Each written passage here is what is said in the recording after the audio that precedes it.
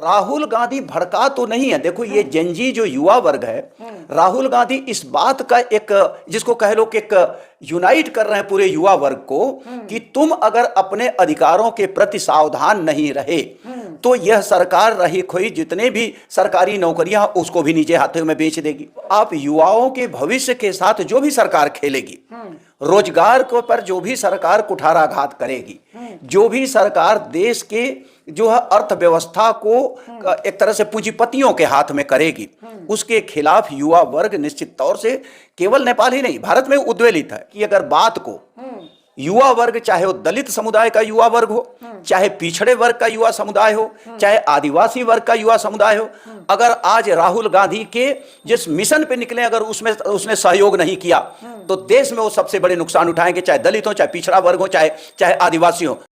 नमस्कार दर्शकों, आप सभी का बहुत बहुत स्वागत है। राहुल गांधी के जेनजी वाले बयान पर बवाल मचा हुआ है। राहुल गांधी ने बयान दिया कि देश के युवा, देश के छात्र और देश के जेनजी जो है उस संविधान बचाएंगे, लोकतंत्र की रक्षा करेंगे, हम उनके साथ खड़े हैं। इसी को लेकर बवाल खड़ा हो गया। बीजेपी कह रही है कि राहुल गांधी जो है वो गृह युद्ध जैसा माहौल बनाना चाहते हैं, वो अर्बन नक्सल वाली भाषा बोल रहे हैं। इस पर बवाल मचा हुआ है लगातार कि आखिर राहुल गांधी की मंशा क्या है। इसी मुद्दे पर बातचीत करने के लिए हमारे साथ राजनीतिक विश्लेषक और जवाहरलाल नेहरू विश्वविद्यालय के प्रोफेसर महेंद्र प्रताप राणा है। सबसे पहले आपका बहुत बहुत स्वागत है सर। धन्यवाद। राहुल गांधी चाहते क्या हैं? जेनजी को सीधा पुकार रहे हैं, अपील कर रहे हैं कि आप संविधान देखो, पहले तो समझने की कोशिश किया जाना चाहिए कि जेनजीज हैं क्या। जेनजीज और जेनजीज ये है 1997-98 के बाद से जो जनरेशन पैदा हुई है, उससे पहले तो इस तरह का कुछ था नहीं। कंप्यूटर और उसमें डिजिटल युग में जो प्रवेश, या हम लोगों का कह लो 90 के बाद वाला सबका सब तो मैनुअल था, हाथ से लिखते थे, हाथ से काटते थे। लेकिन अब इसको अगर थोड़ा सा पीछे चलो कि जेनजी वाला मामला जो है, जो उछला है और जो प्रकाश में आया है, लाइमलाइट में आया, वो तो नेपाल की क्रांति के बाद से आया, जो 8 सितंबर के बाद से। लेकिन उससे पहले जरा इतिहास में केवल नेपाल तक हमको इसको सीमित करके नहीं देखना चाहिए। और इसमें कितने बड़े बड़े जो है आंदोलन, जो पूरी की पूरी मिडिल ईस्ट में, जिसको हम लोग पश्चिम एशिया बोलते हैं, 2010-11 की जो क्रांति हुई उसमें युवाओं का ही सबसे बड़ा योगदान था। जो यूट्यूबर थे, फेसबुक वाले थे, इंस्टाग्राम थे, ये तमाम लोगों के सवाल उठाया जाए राहुल गांधी चाहते क्या है? नेपाल जैसी हालत चाहते हैं? उसमें सत्ता का परिवर्तन बड़े पैमाने, ट्यूनीशिया से ले लो, इजिप्ट से ले लो, लीबिया में ले लो, और बाकी जगह तो एक तरह से दबा दिया गया। उसमें भी यही था, चाहे वो क्या बोलते हैं कि इजिप्ट में भी बड़े वो चीज इतिहास में एक दूसरे से लोग सीखते हैं। यही युवा वर्ग जो नेपाल में आया है, जिसको जिस तरह से तख्ता पलट हुआ है, यह 1 दिन 2 दिन की घटना नहीं है। जब आप युवाओं के भविष्य के साथ जो भी सरकार खेलेगी, रोजगार को पर जो भी सरकार कुठाराघात करेगी, जो भी सरकार देश के जो है अर्थव्यवस्था को एक तरह से पूंजीपतियों के हाथ में करेगी, उसके खिलाफ युवा वर्ग निश्चित तौर से केवल नेपाल ही नहीं भारत में उद्वेलित है। और जो ये लोग कह रहे हैं अर्बन नक्सल, ये जो है बीजेपी वाले कुछ समझ में नहीं आता कि कुछ पढ़ते लिखते हैं कि एकदम जाहिल होते हैं, या उनके नेता। पहली चीज वो तो पढ़ने लिखाई से वो दूर हैं, इसलिए वो कभी भी पढ़े लिखे समाज से बातचीत नहीं करते। कुछ नैरेटिव्स बिल्डिंग, कुछ शब्द ऐसे ऐसे पकड़ लिए अर्बन नक्सल, उनको समझ में नहीं आता है कि समाज में सामाजिक क्रांति जो वो करता है वो युवा वर्ग है। और युवा वर्ग जो बेचारा आज करोड़ों में है, पढ़ लिख करके वो बेरोजगार, डिग्रियां लेकर के घूम रहा है। अभी तुम सुने होगे कि जो है यहाँ पर जो है लखनऊ में एक व्यापार मेला लगा था, और उस व्यापार मेला ये नरेंद्र दामोदर मोदी के जन्मदिन के अवसर पे लगा था।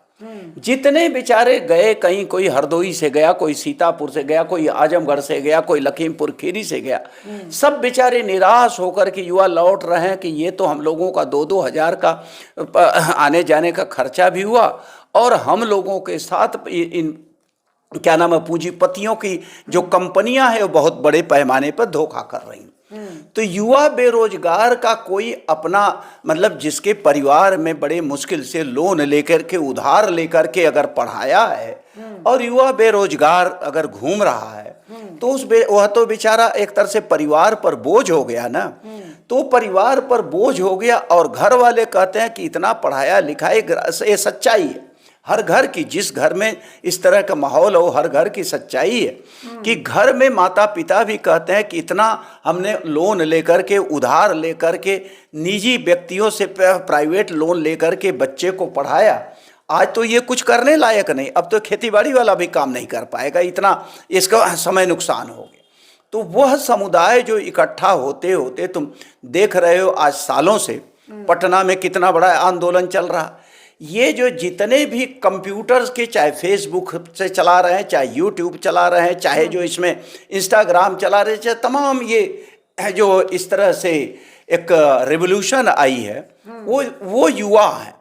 और उनको अब किसी चीज़ को गाइड करने के लिए जो 24 आवर कंप्यूटर्स के साथ और इंस्टाग्राम के साथ फेसबुक के साथ जीता है, वो इतना अपडेट रहता है कि 1 मिनट 2 मिनट लगेगा वो पूरे देश में उसकी खबर फैल जाएगी। और जहाँ पर भी युवा की बात होती है वहाँ कई हजारों लोग जुट जाते हैं और देख रहे हो उनके साथ कैसे उत्पीड़न हो रहा, उस पे लाठी चार्ज हो रहा है। बवाल तो जेनजी शब्द इस्तेमाल करने पर हुआ है। ये जेनजी शब्द वाला मामला है, इसको ये कहते हैं कि गलत व्याख्या भाजपाई कर रहे हैं।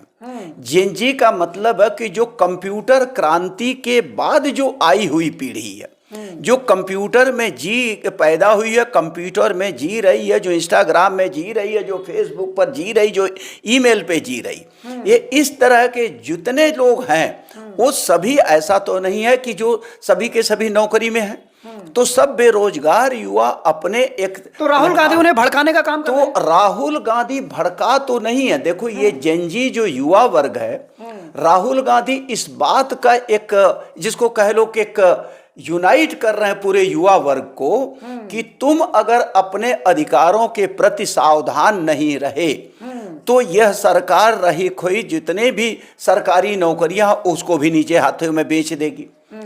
और यहाँ पर राहुल गांधी, मैं कहूं कि राहुल गांधी एक तरह से अकेले पड़ रहे हैं, लेकिन वो कहते हैं कि वो सब पे भारी हैं, अकेले भी।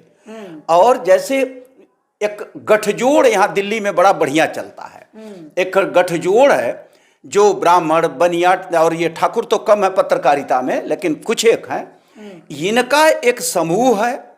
और दूसरा जो कुछ वकीलों का सुप्रीम कोर्ट में सर्वोच्च न्यायालय में समूह, बड़े बड़े वकील हैं, एक बार अपीयर होने सुप्रीम कोर्ट में वो 15-15 लाख 20-20 लाख रुपए ले लेते हैं, जितना मांग ले वही उनकी फीस है।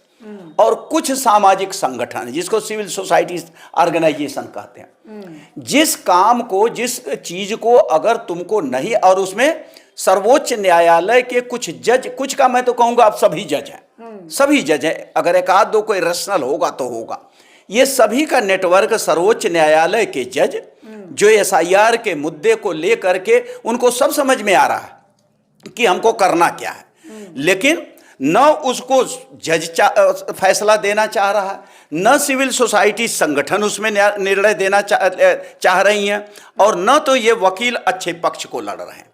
तो एसआईआर को लेकर के दूसरा जो ये क्या नाम वोट चोर, यह तो एक राहुल गांधी ने नैरेटिव सेट कर दिया पूरे देश में कि एक गांव का हर घर का बच्चा इस बात को कहने लगा कि ये चोरी की सरकार है। मीडिया तो कह रही है इस बम में तो दम ही नहीं था। और दूसरी चीज, ये दूसरी बार जो अभी 2 दिन पहले राहुल गांधी ने प्रेस कॉन्फ्रेंस किया है, और राहुल गांधी ने एक तरह से चुनाव आयोग को चुनौती, कहते हैं ना मियाँ की जूती मियाँ के सर पे, तो वही चीजें जैसे पहले बार जो इन्होंने ये वोट चोरी को लेकर के और कर्नाटका का किया था, उसमें जो ये चुनाव आयोग मुख्य चुनाव आयुक्त जो हैं ये क्या नाम है गुप्ता जी, तो ये ज्ञानेश कुमार गुप्ता उनको चुनौती दे रहे हैं कि अगर 7 दिनों के अंदर अगर उन्होंने ये हलफनामा नहीं दिया, एफिडेविट नहीं दिया, तो ये माना जाएगा कि ये जो है ये गलत देश में मिथ्या प्रचार कर रहे हैं, भ्रामक स्थिति पैदा कर। चुनाव आयोग तो ये भी कर रहा है, फिर से कह रहा है राहुल अब की बार दे रहे हैं। जैसे नरेंद्र दामोदर मोदी की सरकार जो है राहुल के पिच पे अब खेल रही है। पहले राहुल और कांग्रेस नरेंद्र मोदी के पिच पे खेल रहे थे। आज जो है एजेंडा सेट कर रहे हैं, पिच तैयार कर रहे हैं राहुल गांधी और नरेंद्र दामोदर मोदी, और उनके जितनी टीम है सब लोग खेल रहे हैं। और सभी, मैं बहुजन मीडिया वालों को बधाई देता हूं कि खुल करके वो अपनी बात लेकर के जाते हैं। और एक और मैं बड़ा अच्छा इस समय ट्रेंड यूट्यूबर्स के बीच में चल रहा है कि जैसे लगता है सुबह सुबह उठते हैं तो सब एक दूसरे में एजेंडा पहले शेयर कर लें, आज हमको क्या बोलना। भाषा में सब माहिर हैं, दिल्ली के पढ़े लिखे हैं, वो सब का सब तुम देखोगे यूट्यूब में उस दिन वही चलेगा एजेंडा। राहुल गांधी का एक लाइन जोड़ दिया, उसके बाद बीजेपी पे लग गए।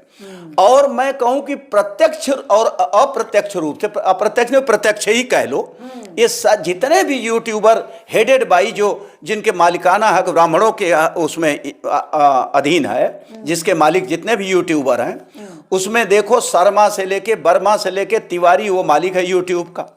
और उसमें चार्ट जो पैनलिस्ट जेंजीज वाले मामले पर राहुल गांधी फंस गए हैं कहीं ना कहीं, तो बीजेपी उन्हें देशद्रोही बताने में गांधी, देखो राहुल गांधी की अगर बात को युवा वर्ग, चाहे वो दलित समुदाय का युवा वर्ग हो, चाहे पिछड़े वर्ग का युवा समुदाय हो, चाहे आदिवासी वर्ग का युवा समुदाय हो, अगर आज राहुल गांधी के जिस मिशन पे निकले अगर उसमें उसने सहयोग नहीं किया तो देश में वो सबसे बड़े नुकसान उठाएंगे, चाहे दलित हो, चाहे पिछड़ा वर्ग हो, चाहे आदिवासी हो। मुस्लिम समाज तो अभी बोलने की स्थिति 10-11 साल में उनकी किया नहीं, लेकिन अब धीरे धीरे मुसलमानों में भी एक संदेश जा रहा।